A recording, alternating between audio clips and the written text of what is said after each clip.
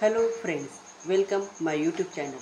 Today we are going to learn class 7 subject English poem 1.5 Children are going to school. विद्यार्थ्यांनो, आज या ठिकाणी आपण इयत्ता 7वी या वर्गातील children are going to school ही पोयम या ठिकाणी लर्न करणार आहोत. पोयमचं नेम आहे children are going to school.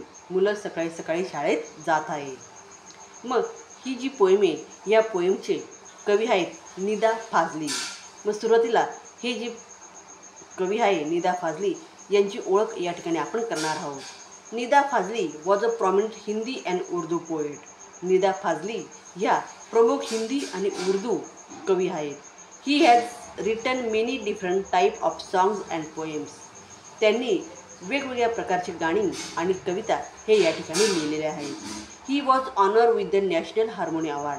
त्यांना नॅशनल हार्मोनी अवॉर्ड म्हणजे राष्ट्रीय सद्भावना पुरस्कार हा या ठिकाणी या पुरस्काराने त्यांना सन्मानित करण्यात आला आहे. He was awarded Padmashri by the government of India. त्याचप्रमाणे भारत सरकारने पद्मश्री या अवॉर्डने निदा फाजली यांना सन्मानित करण्यात आलेलं आहे. In this poem he paints a beautiful picture of the early morning when children go to school. या पोएममध्ये सकाळी सकाळी जेव्हा मुलं ही शाळेत जातात त्यावेळेचं वर्णन हे या पोएममध्ये केलेलं आहे. चला तर मग आता या पोएममध्ये सकाळी सकाळी मुलं जेव्हा शाळेत जातात त्यावेळेस या कवीने म्हणजे निदा फाजली यांनी कशा प्रकारे वर्णन केलेले हे आता या ठिकाणी आपण पाहूया.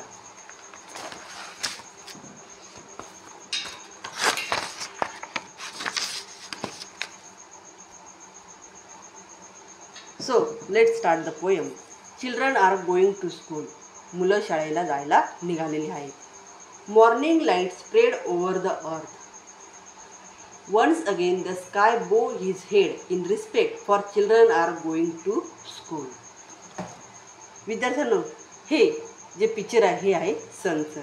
मग या ठिकाणी सकाळी सकाळी morning light spread over the earth.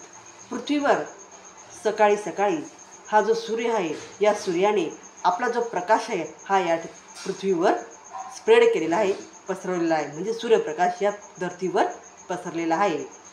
Once again the sky bow his head in respect for children are going to school.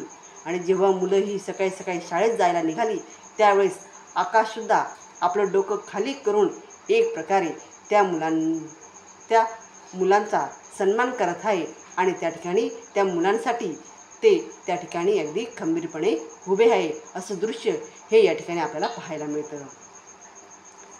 The sun after his morning dip in the river dress in his golden muslin turban. Muslin म्हणजे मऊ कापड आणि turban म्हणजे फेटा.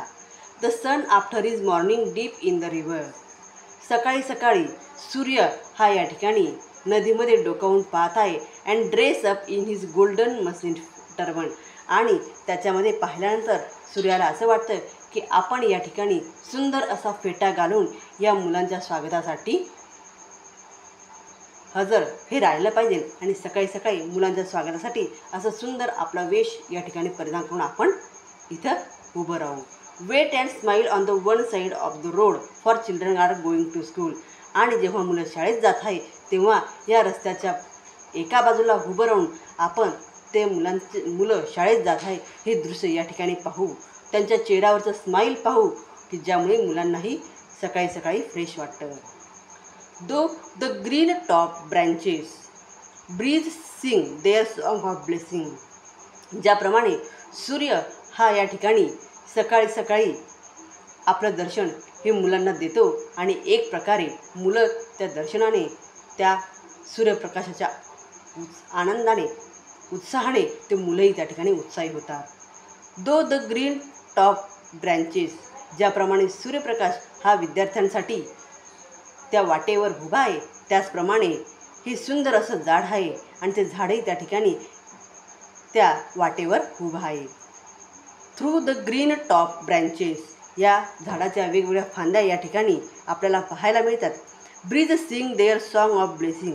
आणि एक प्रकारे हे जे झाड आहे हे सुद्धा या मुलांना सॉन्ग ऑफ ब्लेसिंग म्हणजे गाण्याच्या रूपामध्ये या मुलांना आशीर्वाद देत आहे आणि त्याचप्रमाणे त्यांचं स्वागतही करत आहे.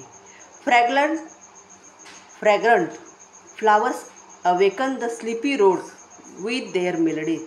त्याचप्रमाणे या रस्त्यावर जेवढीही सुवासिक अशी फुलं आहेत, ही सर्व फुलं हे झोपलेले जे रोड आहे त्यांना जागे करत आहे आणि जागे करून त्यांचा जो सुवासिक जी फुलं आहेत त्यांचा सुगंध हा सगळीकडे दरवळत आहे. At the corner of the lane the peepal in his lush deep foliage. त्याचप्रमाणे रस्त्याच्या एका बाजूला आपल्याला हिरवगार असं एक लश डीप म्हणजे झाड पाहायला मिळतं आणि ते म्हणजे पिंपळाचं झाड. तर हे पिंपळाचं झाडही त्या ठिकाणी हे रस्त्याच्या एका बाजूला उभं राहून ते विद्यार्थी शाळेत जात आहे हे दृश्य त्या ठिकाणी ते पाहत आहे. Waves his hand for children are going to school. आणि त्याचप्रमाणे हे जे झाड आहे हे झाड वेव्ज हिज हँड त्याचे जे हात आहे तो ते झाड हे स्वतःचे हात हलवत आहे आणि त्या मुलांकडे हात हलवून त्या मुलांचं स्वागत करत आहे आणि त्या मुलांना सकाळी सकाळी फ्रेश वाटेल, उत्साही वाटेल असं वातावरण त्या ठिकाणी ते झाड निर्माण करत आहे.